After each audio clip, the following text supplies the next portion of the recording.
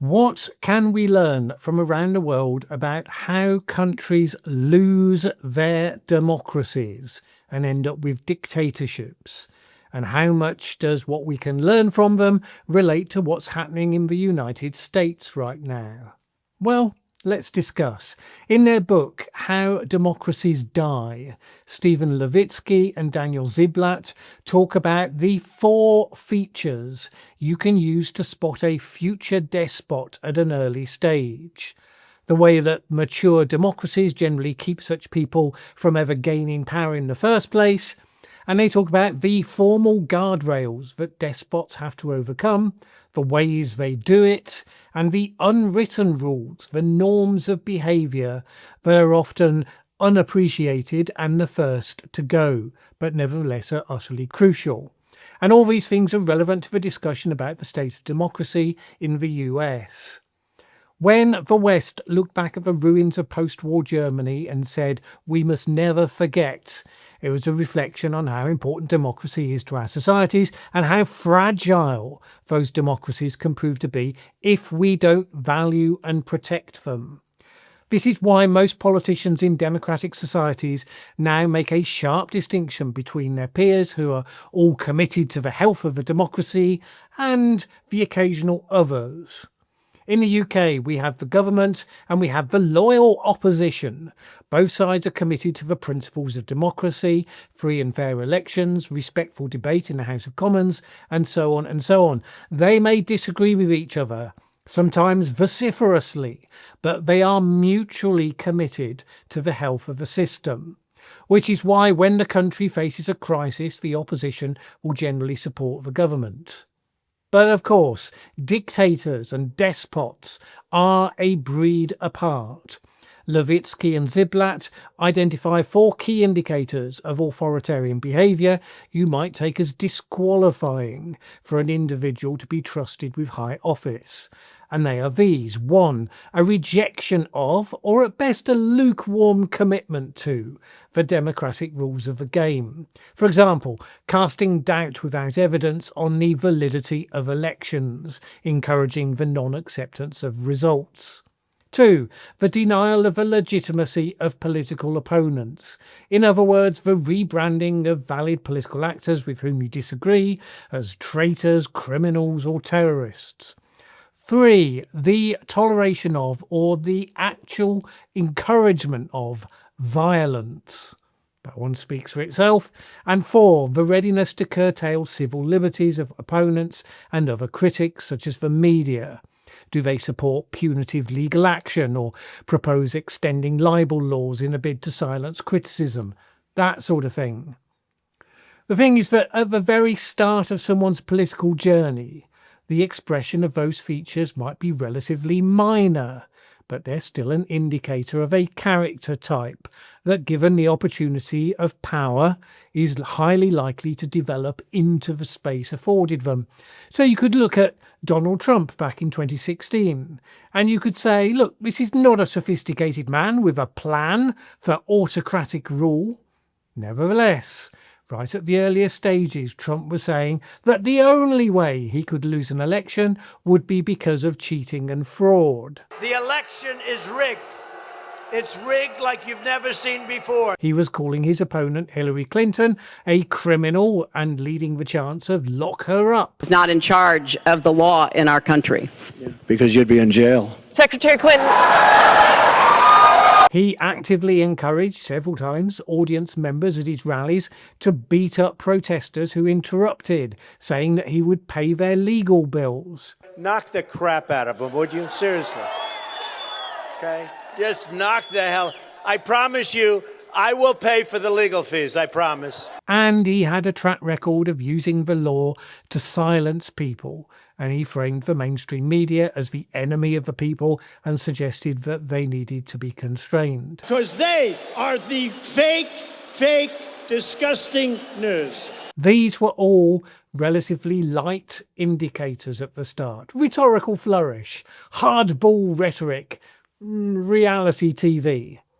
They could be shrugged off because they didn't immediately turn into something bigger. After all, once elected, he laughed off the Hillary Clinton thing, never tried to get her jailed.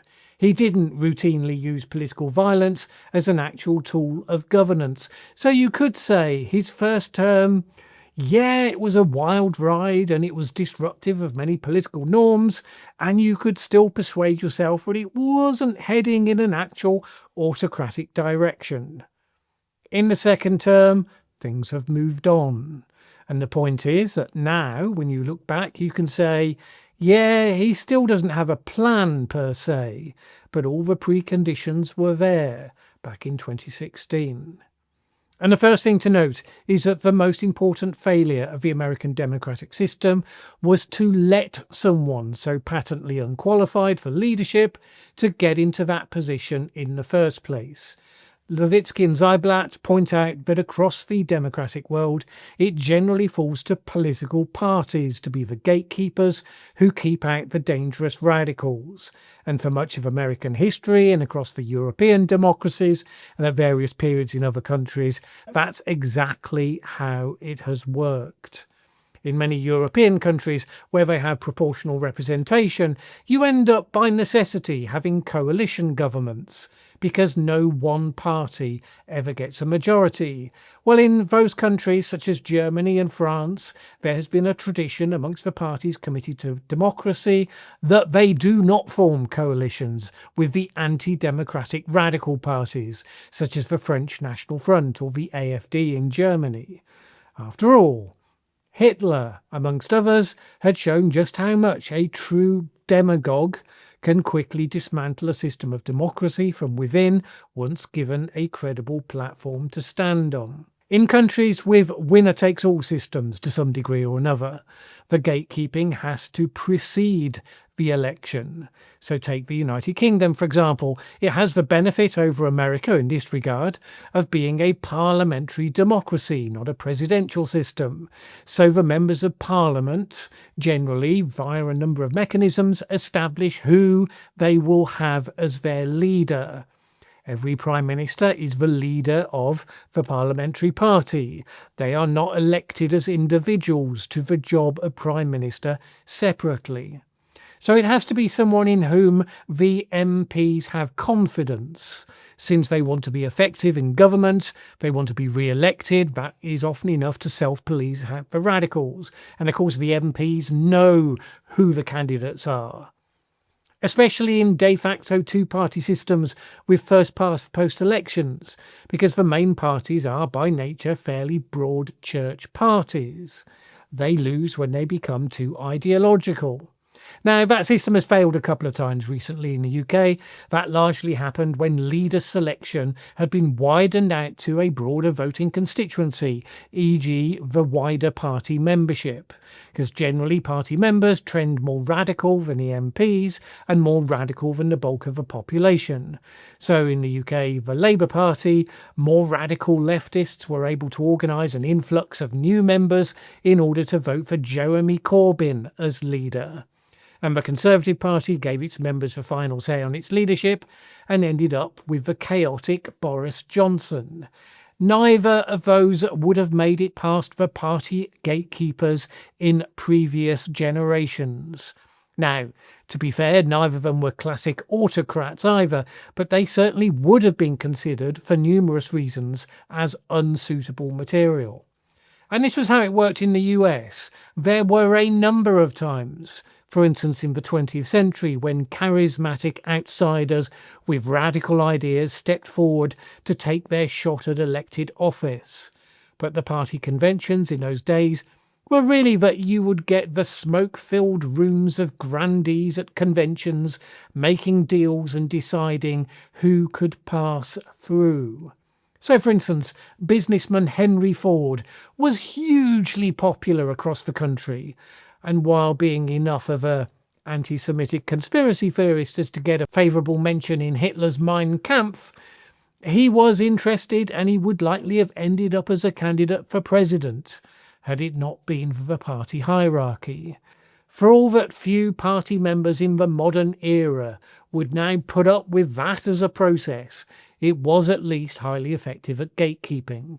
No guarantee you're going to get great candidates as a result, But the off-the-charts radicals, they did not get through.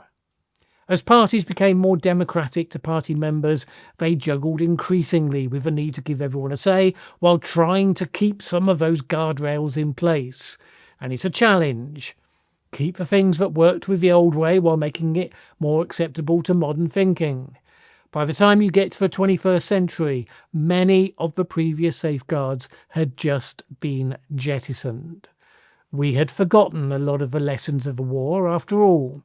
What could possibly go wrong? Just letting everyone have an equal say, which made it much more open to a popular figure with their own resources and their own base of support to come in and capture the party machine.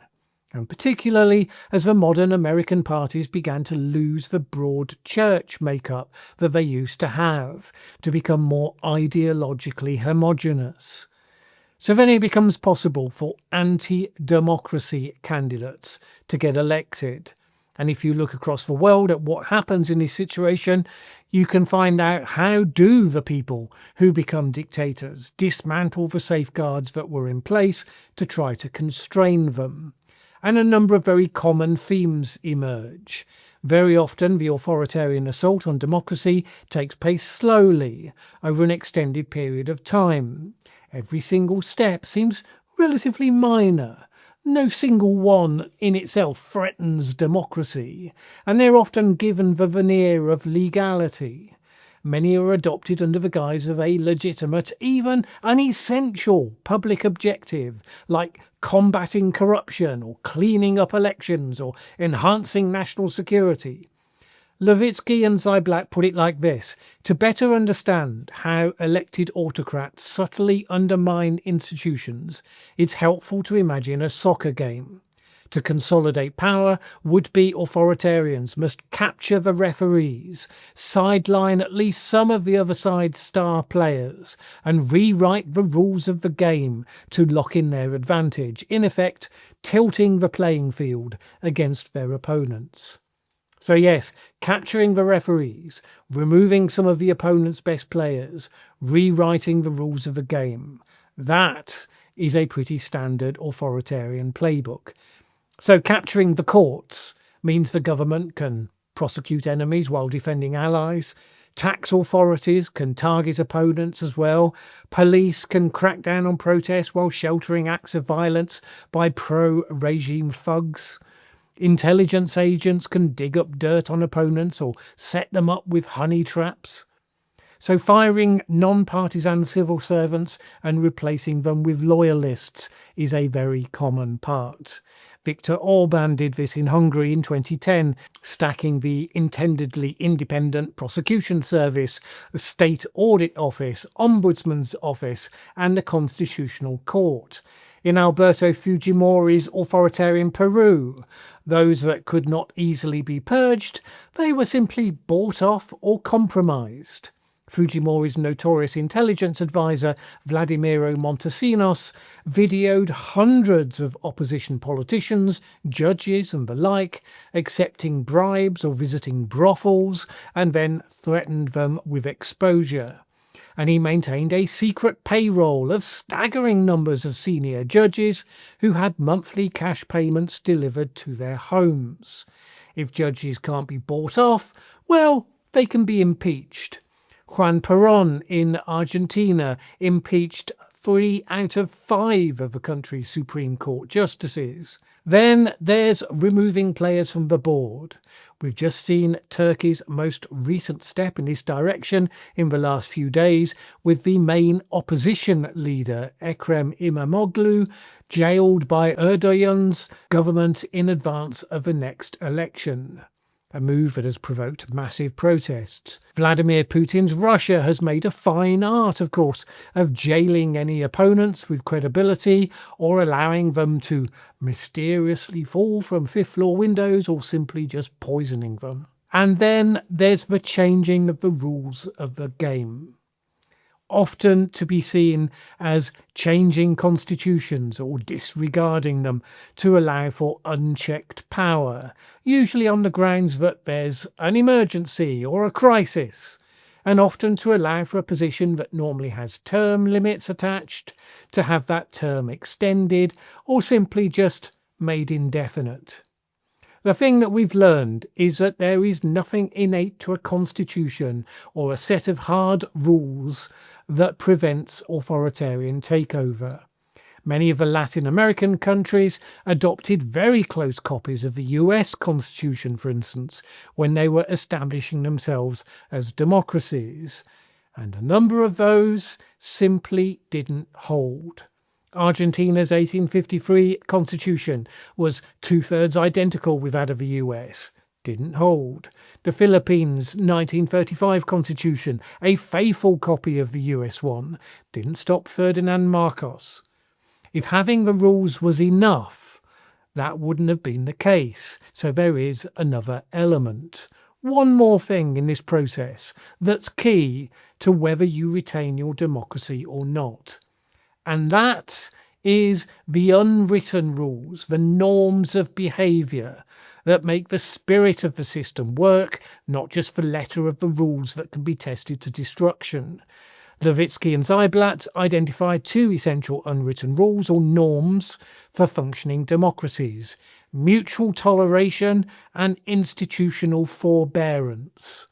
Mutual toleration is that act of seeing your political opponents as opponents in the game of governance, not mortal enemies who should be demonized and eliminated.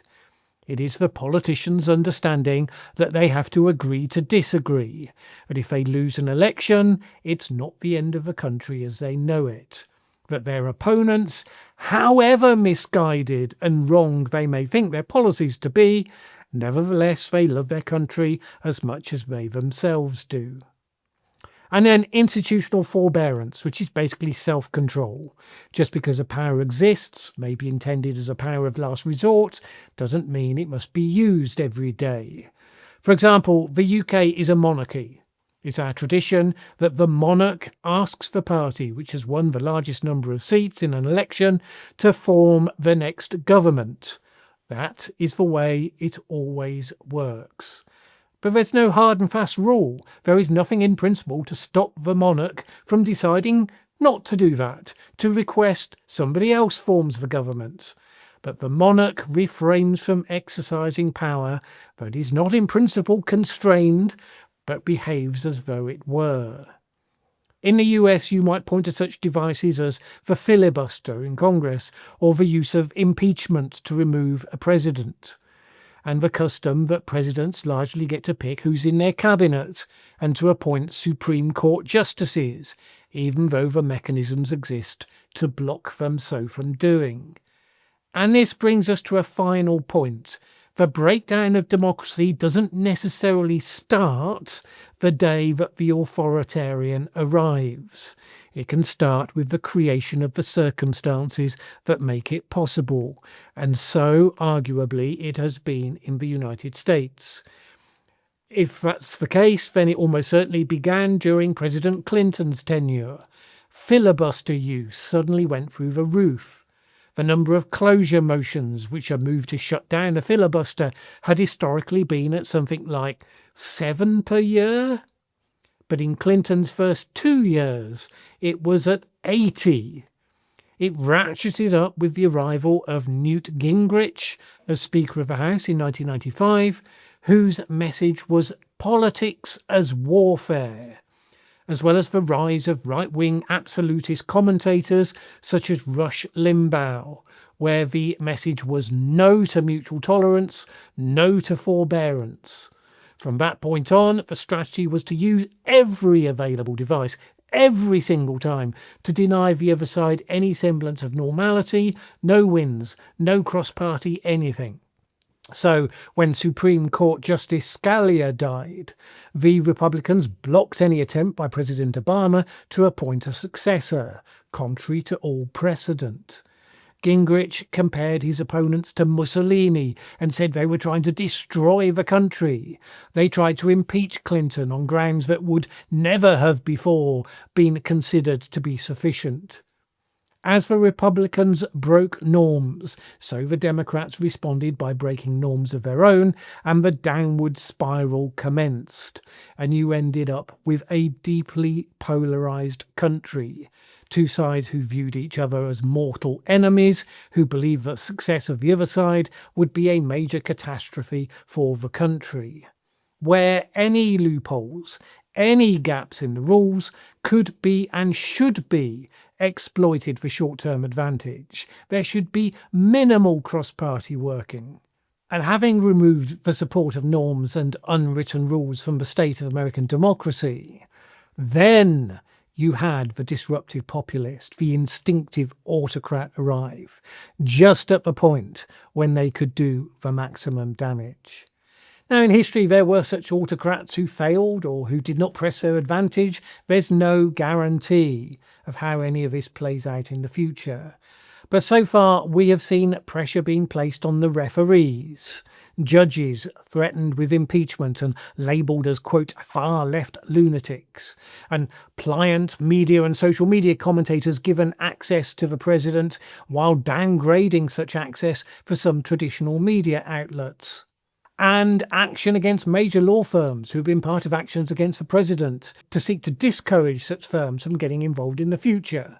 And seeking to change the rules of the game with massive expansion of executive orders, going wherever the president's fancy takes them, waiting to see which get pushed back from the courts. There is talk by some of the president's supporters that he should be secured the right to run for a third term, in spite of what the Constitution may say. And those who resist, at least those who resist effectively, are routinely demonised by the president and his supporters in the most uncompromising of terms. So far, there do remain important lines that have not been crossed.